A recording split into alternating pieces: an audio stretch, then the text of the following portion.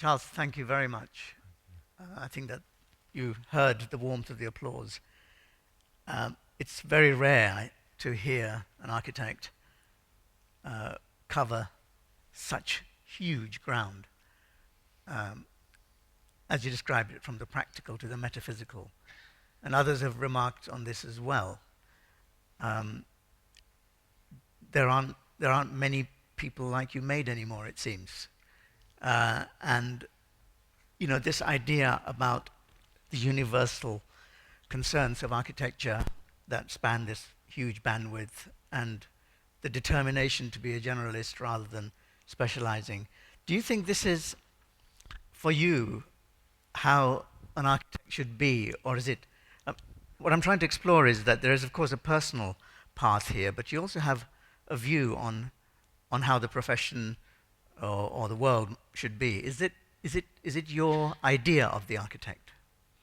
Uh, well, I think that's yes, I think, but especially in the developing world, and but I think it should apply here too. That the advantage, I think, every architect works on many different projects at the same time, even in a small office. And it's wonderful if these projects look at different issues, because some idea which you are developing in a little house might be applicable on some huge urban project.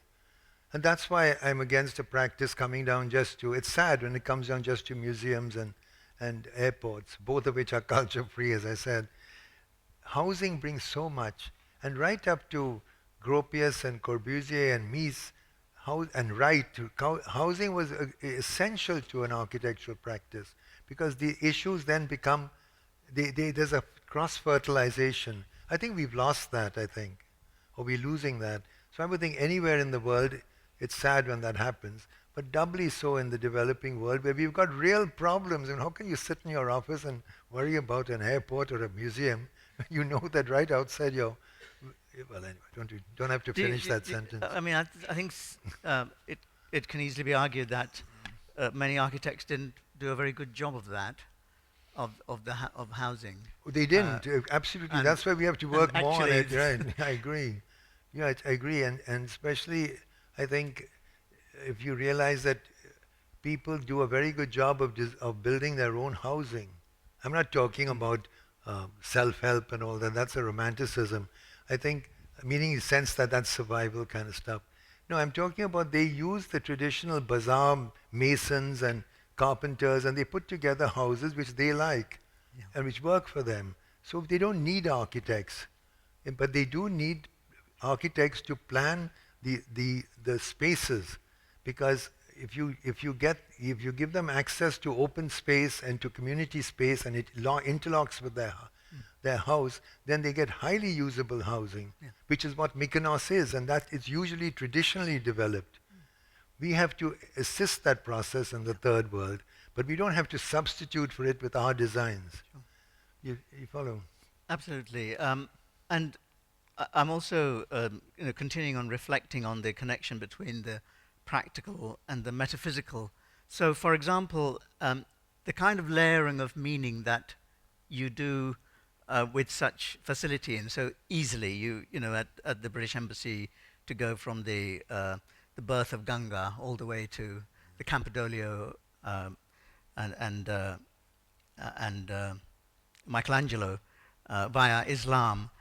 These layers that you are constantly seeking to embed, is there a parallel between that and the layers in the practical side? Is it all a concern about these layers which are either practical or metaphysical, but it's actually a fundamental, this kind of sedimental way of approaching architecture? It just comes naturally.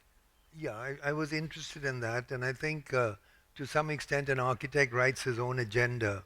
I mean, the client has their concerns, and if they understand that what you're doing isn't going to interfere with their building, they're quite excited about it. They leave you alone. They leave you alone, or they actually, well, in the case of the Jaipur building, it was a government building, they had no money. I never, when you show a client, you know that, none better than I do, you show them the drawings, and the first thing the chairman would ask, which is my room, and then is there a bathroom attached? At least that's what they do in India. And they don't care about the mandala, so that's how you can slip it in. Yeah. But but Yeah. what helped us is that being a state Yeah. government, Yeah. Rajasthan, they ran out of money. So we built it one planet at a time. Well, not one at a time. There were three first, then another two, and then another four, what have you. And we could only have, and each time new tenders had to be issued, etc. I mean, it was just luck but it worked. So the thing is that, and now the same for the one in Pune, the Institute of Astrophysics. The client was a wonderful fellow called Narlika, Giant Narlika, who worked in Cambridge with Fred Hoyle. He's a brilliant mathematician. And when he asked me to do this, I said, only if you and your scientists help to decide what goes into it. How do we express your ideas of what the cosmos is about? And they came up with wonderful things. Ajit Kembavi was brilliant at it. And so they absolutely support it. They're very proud of it, and, because it goes much beyond just giving them a building, which is a box. Like in Champalimaud, they expected just a typical research laboratories. But with that site, you could say much, much more, and then they supported me completely. Now, you've spoken about how fantastic they were as a client and how Yes. essential it is to have that client support, if you're going to, and indeed, it must go both ways. You must have listened very hard to them. I think architecture is such an exciting adventure that if you get the client on board, it changes everything. The client then wants that to happen, finds the money, twists the arms, gets it built. I think. You heard it here, okay? Tomorrow, all you architects, you're going to go out there and absolutely. It's going to be a new dawn. That's part of our yes. I was, again, dwelling on the confidence with which certainly when you talk about it, you make it sound as if it's only natural that there should be planets and mandalas and these illusions. Is there also a risk in that? Because there is kind of a debased form of using illusions, and in a sense trying to short circuit meaning by immediately putting your hook on something. I wonder if you can say a little bit about how do you tread that line? Yeah. Well, the only time I did it was the Jaipur building, used the mandala directly. And I didn't do it for the reasons of, I wouldn't do, you're quite right, I wouldn't do it for religious things or anything like that. What interested me about it, how this man, as I said, he was looking backwards and forwards, which actually is Janus-faced. And that leads to an ugly kind of schizophrenia. Or it leads to compromise. But in the case of art, it can lead to another kind of solution.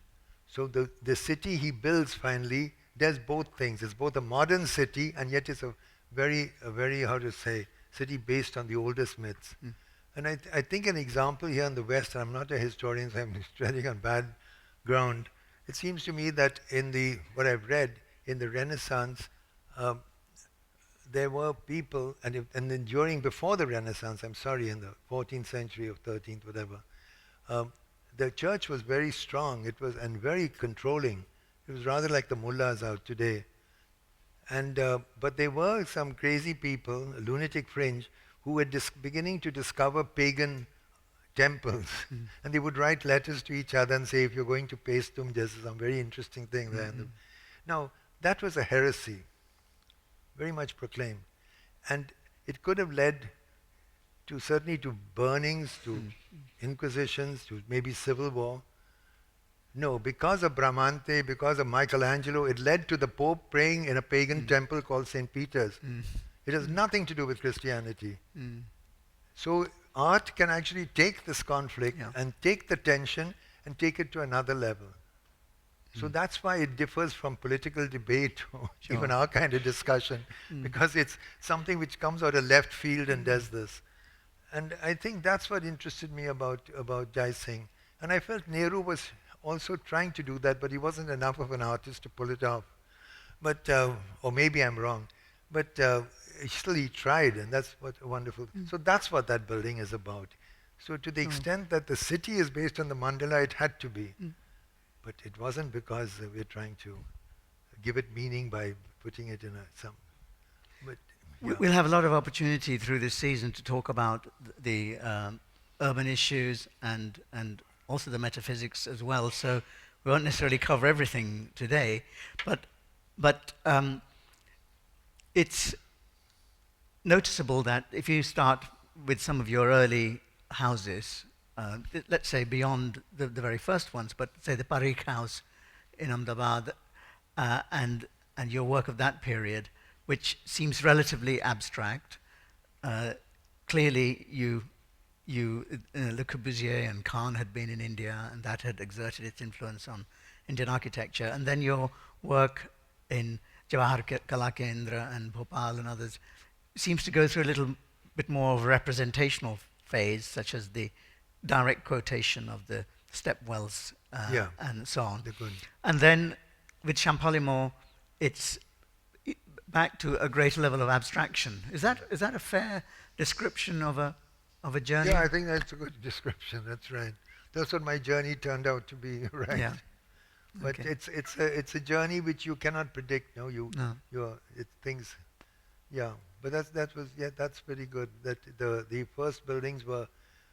I think architecture is invention. That's not a politically correct word to use today.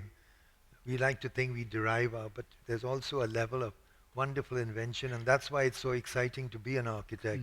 But that invention cannot be based on whimsy. I mean, if it has to be based on something real, and that's where you use the old architecture to understand, or the materials. But I think the early work I did on climate and stuff, I felt free to invent, like Kanchenjunga is a kind of invention.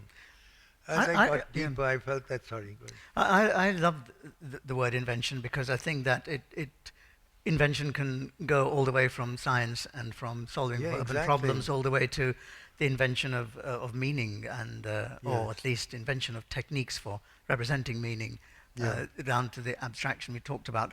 But that requires an imagination. And one of the consistent worries that many observers of the Indian scene have is that the education system and the way people are taught doesn't particularly stimulate the imagination. I'm wondering, how can there be more Charles Correas in India, because it badly needs that kind of level of imagination, which it has had in the past. After all, India solved its own problems for a very long time, but since the colonial period, there is I think it's noticeable in other places, sort of loss of that confident imagination. Is that something that we can tackle? Well, you're asking something was beyond my response, but also I think you're talking about. But you're a teacher. Yeah, I think you're talking about a great civilization which lost, I think, every major military battle for 1,000 years, and was therefore overrun many, many times. And it'll take time for that confidence to come back, but it's very important, and it comes and goes. I think, for instance, when you see how Islam came out of the desert, came to India, saw fantastic materials like marble and granite, and created Fatehpur Sikri, completely different, an invention, and yet completely to the world Islamic and to them, right? And when I used to be on the Aga Khan committee, it seemed to me once we went to China and we saw a lot of Chinese, this was in 81, so Chinese were still all wearing blue and stuff, and it was a wonderful place, it still is, but they were starting to drink Coca-Cola or Pepsi-Cola, and looking at that, we knew the whole of China would unravel, which it did. Now, when I go to New York and I see Americans eating Chinese food, I don't think they're going to become Chinese.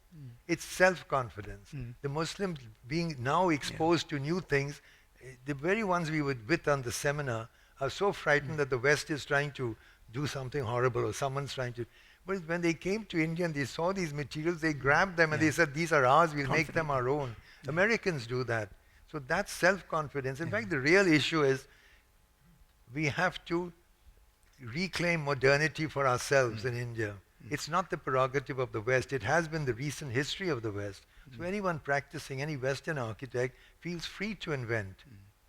But we have to carry all this luggage, and we have to learn how to deal with that luggage. So you put it very well, and I think these are different attempts to jettison some of the luggage, carry some of it, put it back on, throw it out again. But basically the thing is, the whole world has the right to be modern. Modern is not, it's not a style, it's an attitude. Yep. I love the idea that the double-decker bus by best can solve the untouchability problem, but the Chinese civilization can be unraveled by Coca-Cola. Well, I think I'll stop hogging Charles, and by this time everybody has prepared penetrating questions better than mine. So please, let's have a few from the audience. We have 10, 15 minutes or so.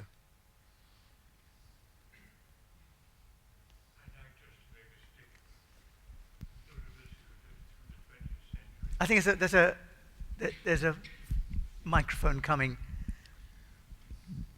Those of us who lived through, this isn't a question, it's a statement. Those of us who lived through the 20th century have been dominated by the slogan, form follows function. The 21st century, after Charles Correa, is going to be dominated by the slogan, form follows invention. Invention and imagination are what he brings to us, and he has showed us then the shape of things to come. Hail Correa. Thank you, Bob. It's embarrassing. Thank you, Robert Maxwell. Thank you very much. Anybody else? Yes, of course, statements are equally welcome. Well, I think Charles said... Could you wait for the microphone, madam? Thank you. He said he thinks in Jaipur it was a bit of luck that it worked. I think it was pure genius. Yeah, gotcha. Thank you. You don't need that. That's Right at the back there, gentlemen, right at the back. Any more? Let's take 2 or 3 questions at a time. Don't be shy. One at the front. Okay. Is there another microphone? Around the front, please.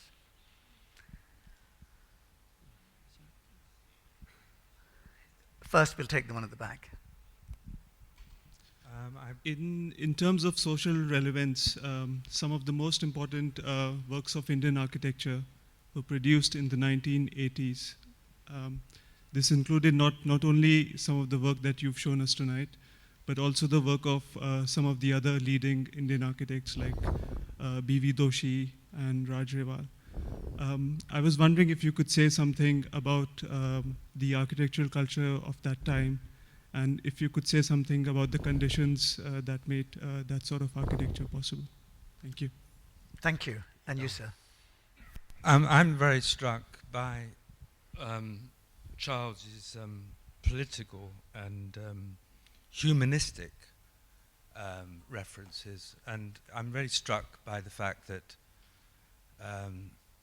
he seems to have a tremendous sensibility and empathy with the human race.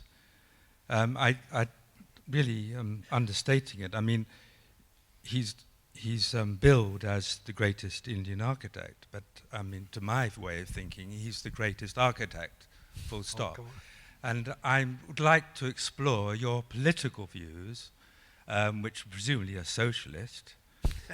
And I'm very struck by the fact that some of the big names in architecture quite obviously follow capitalism, and they are very much high tech and playing at monumentalism and ego. And I'm particularly struck by your humanity and your really what I always believed from a student was this essential belief in architects' role of housing. I think that is so important, and I applaud you for it. To me, personally, you are the greatest architect, and I applaud you. Thank you. Thank you very much. Thank you. So 2 questions. We'll certainly take at least one more round. So, two questions there, Charles. One about the current state of architecture in India compared to how it was in the 80s, and the other one about having to come out with your political beliefs in front of a select audience of 200 people. Yeah. The one about the 80s, I mean, the 80s really, in fact, I think the best period was the 60s. Because it isn't what the architects do, it's what the clients do. And when I was first started in the late 50s, Ahmedabad was a wonderful place. Why? Because you had clients like the Sarabhais. No building is better than the client who commissions it. And that's very clear from what we were discussing earlier. You can't con a person into doing a building your way. But you can get them enthusiastic about the idea. Now, when you have good clients, and Sarabhais were good clients because they had the imagination and the taste. Once that happens, then the architecture can blossom, and the architects, the designers. And that didn't happen, let's say, in Madras, in Chennai now called, at the same period, nor in Bangalore, and in the 60s.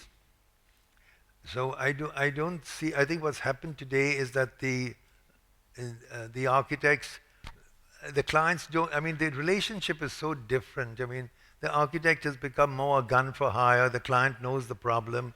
They get someone to define the problem, and the architect is often chosen by the, what's it called, the construction or the project management team. They say, you're the right, that's the right architect. Interview 5 of them, or have a competition. So there's no trust built up. And you can't get a good building if the client is not involved. I think that's the tragedy in the Gulf. You've got very good architects, lot of money, really good opportunity, but the client is away in Switzerland or something else. He's not right there understanding what the options are.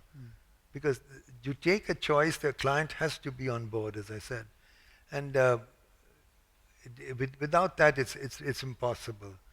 And if you look at it, well, I would put it in a simple way. The client has to believe that architecture can change his life or her life. It's very important. That is why Bangladesh, a poor country, got a very good building out of Louis Kahn, because they believed he could change their lives. They weren't off in Switzerland. They were right there talking to him. The same was true, of Chandigarh. It had a profound effect. And I'm not saying it's a good thing or a bad thing, but it was a huge catalyst for the Punjab, and not just architects. It was for everyday Punjabis.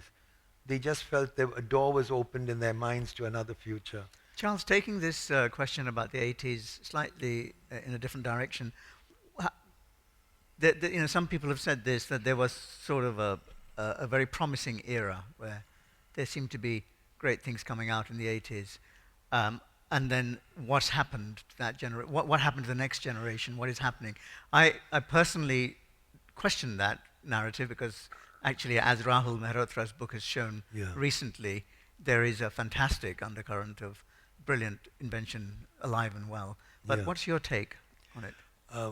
Well, I don't know enough about it. I mean, I'm not that as conversant as Rahul was when he wrote his book. Yes, there are very good things happening, but in general, that kind of trust went out, isn't built up as one of the reasons it happened, let's be realistic, under Nehru's rules, you couldn't go to any architect abroad. So in a way, they had to work with local people. But once they started, they began to get confidence in each other. Today, you can go to any architect you want. So Rahul, in fact, told me that many of the biggest jobs are being given to architects somewhere else, and then they take on a very good Indian architect, and he's told, you get the local permissions, etc. So I don't mean that you should stop people from building. No, I think it's wonderful that people can come and learn something. We learned a lot from Corbusier. But I think also a certain weightage has to be given to the local knowledge. It seems to me, and I don't know exactly how, but that's got to do with a good client who understands, not because he's patronizing the local person, but he understands how important it is that you get information back. Lutyens did a very good job in Delhi because he didn't want to listen to the local people, as you know, but because he had to spend 6 months of the year there, in his contract, he had to listen, and he had to go through the heat and the cold and stuff. What about the question in the front here about Well, I've almost politics? answered it because I almost used that word that the architect is gun for hire. I don't know if did I say that? That's anyway. You did, yeah. That tells you what I feel about the market forces. I don't think they're going to. They might do wonderful things for India, but they're not really producing, to my mind, what India is capable of producing and what those same people are. And it's a silly thing to say, but you got me in a position. But I really do believe that there has to be that faith built up. And then the performance is superlative. I mean, the same person who can do a dumb job, the same architect, will do a wonderful job because he really feels, or she really feels, that this is going to change things, change the world. There's a lot of that in art. It is in music too. I mean, that feeling that you're learning something, the belief in the guru, the belief in music. If that isn't there, if it's just a mundane task, then it comes down to another level. Thank you. Let's have a final round. I think there was a hand up over there. The lady nearer the aisle. Actually, there's so many hands up. We'll have all the questions very quickly at once, one after the other, and Charles can decide which ones to answer. And the lady there, yes? That one there, that's it. And you got two more after that one. And then we'll have a microphone over here somewhere. Where's the other one? Has it already been grabbed? Great. Oh, here she comes. Okay. Hands up again, please. Everyone. One in the front here, Oh my and one God. on the side. Okay. Right. This is the hardest part of the job. Okay. Yeah. Vicky. Yeah, I love the way you talked about architecture as sculpture and its relationship to other art forms, and that I think it was a great antidote to the way that we often talk about architecture now, more in the context of the economic value it can add, or in a very kind of practical, pragmatic way.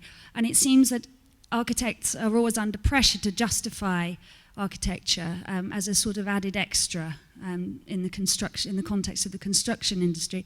And I wondered if that's the way you talk about architecture when you're with clients and other people who, perhaps not, who don't share your kind of attitude as much as we in this room share it. And how can architects generally kind of reclaim architecture as an art form and be able to talk about those big ideas when we're under such pressure to make buildings, perform in a kind of economic sense, and to deal with these big issues like in India, building of the new 7 cities and all these huge economic pressures. Thank you very much. While the microphone goes to the next person over here, can we have this question here? Very simple question. I'd like to know something about your office and the other people involved, and who's in the background or the foreground, or however you want to call it. Okay, and the next one, yep.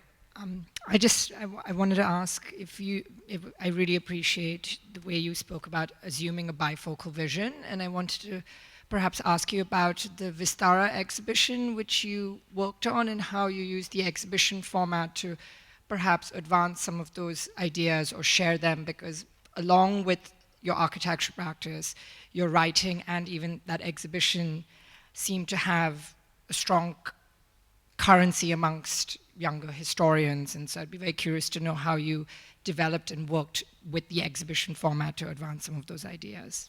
Thank you. And do we have this one over here? And I think there's one. Yep. I'm very interested in architecture and its relation to politics, or politics and its relation to architecture, because I believe that architects usually are victims of politics. So I just feel that should architecture as education evolve, and should architects start getting involved more into policy making and being planners? What are your thoughts about it? We'll take one more right at the back. It's impossible. It's okay, Charles, I'll repeat. Yeah, you'll have to, my goodness. Thank you very much. Remember the for showing us your great work today. Whenever I've visited your buildings, I've always, felt a great Indianness to them, or let's say Indian culture to them. I was wondering whether this question of Indian identity is, because today you gave the slogan of everybody has a right to be modern, and in that search for modernness, do you think this question of Indian identity is relevant at all now? Or do you think it's something, which is no longer, it's more about finding solutions to problems? Thank you. I'm just going to quickly summarize those, and really, because these are conversations that can go on, and you won't necessarily hear every single answer. But we started with architecture as sculpture, and can you always talk about it in those terms, given the world is, so often concerned with other matters like money and so on. Something about your office and other people. The Vistara Exhibition, which was, I think, about nearly 30 years ago now, wasn't it? Yeah, yeah. 85, which marks a watershed in the way architecture was discussed in India. And architecture and politics. Should architects become more political rather than taking it lying down?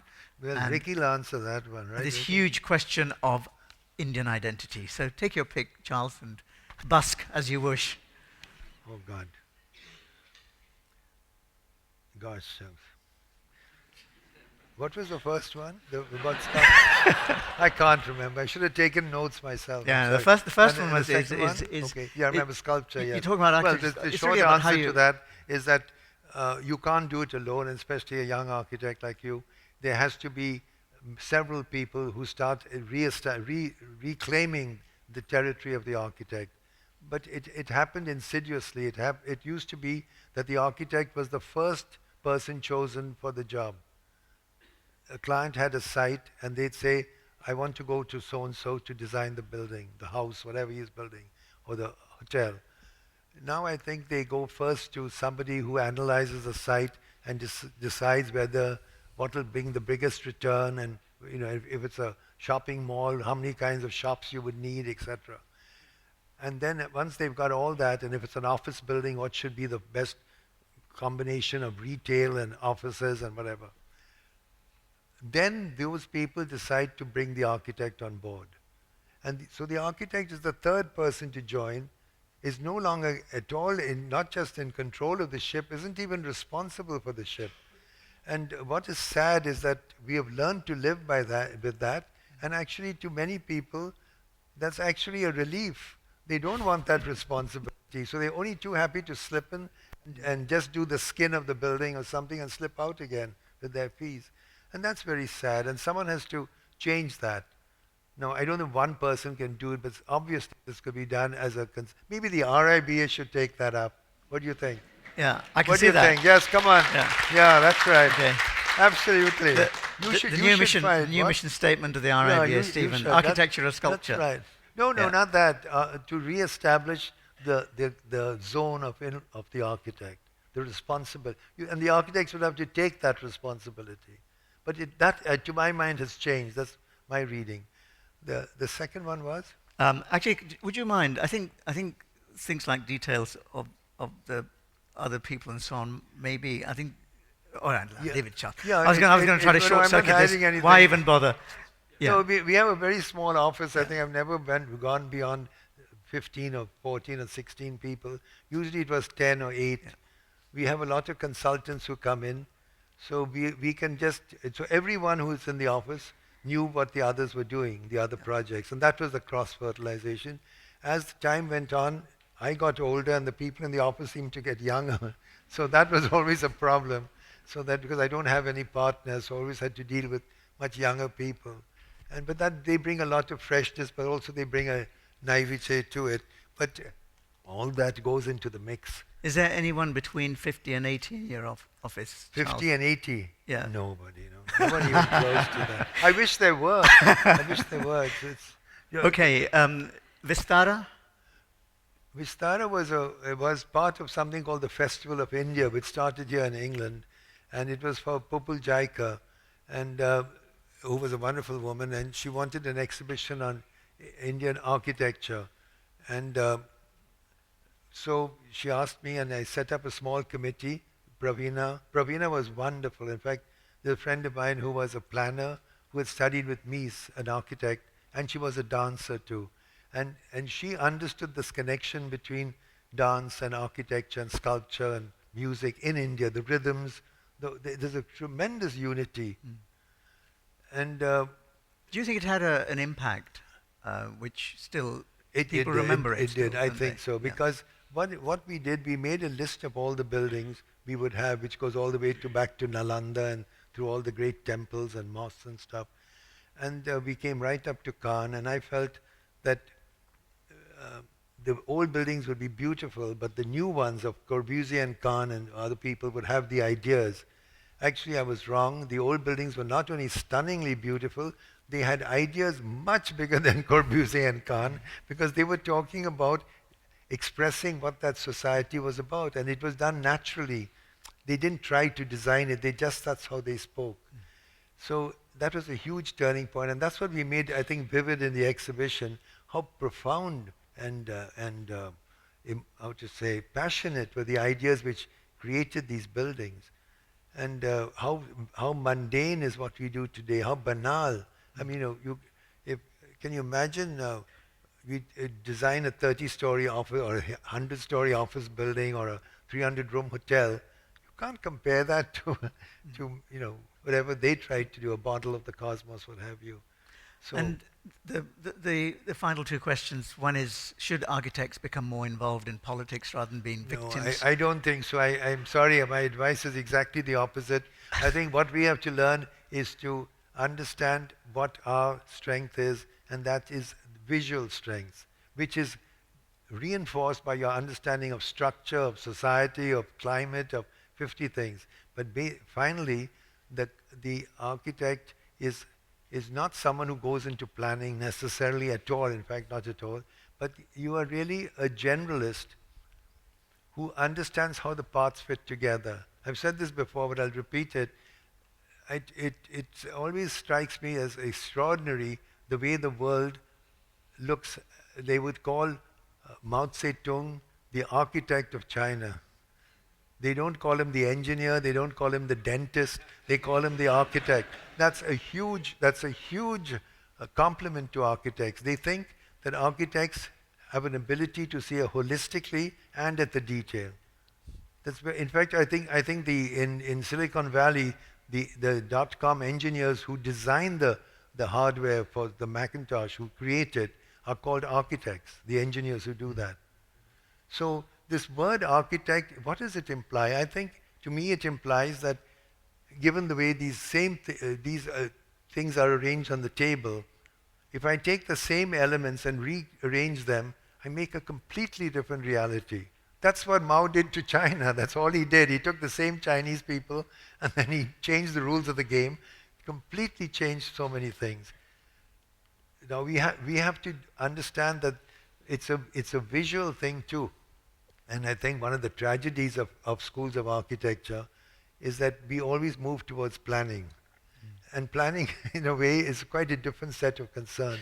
I wish there was a school of architecture which was next to a school of filmmaking, next to a school it's happening. Is it happening? Yes, Good. yeah. Because architects should also learn what films are about, what painting is about, etc., and what product design is about, graphics. These are all inform architecture. Well, Okay. Charles, that's a fantastic note, this message of the universal architect to end this evening on. It has been absolutely stunning. Thank It's been you. a wonderful evening. I just wanted to remind you of one or two things that are coming up.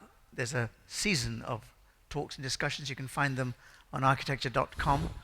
A symposium, for example, on the 22nd of May with Joseph Rickvert, with Richard Sennett, with Charles there, as well as Neil McLaughlin representing the under-60s. Which I can't anymore. So I'll be chairing that, and then there is a event on urbanism, terrible city, great place, which is a quote from Charles, and there's another one on architecture as metaphor, art, and its connection with architecture, with including Stephen Cox and David Adjaye. Stephen Cox, who did the sculpture at the British Council. And just to remind you again, the companion volume of the exhibition is on sale for $9.99, or is it $9.95? One of those two familiar numbers. And that's sale upstairs. Please have a look at the exhibition. Please come back. Please tell other people about it. This is an extraordinary and unique moment. This is the largest archive of a non-British person that the RIB has ever acquired, the largest, most complete, most brilliantly catalogued archive. You can browse it online and through the exhibition, and of course by appointment, we can, in London, go and see any of Charles Correa's drawings anytime we want, which is an extraordinary thing to happen. So thank you, Charles, with the bottom of my heart. It's been a wonderful evening. Thank you all for coming. Hope you come back to the RIBA. Good evening and have a great journey. Thank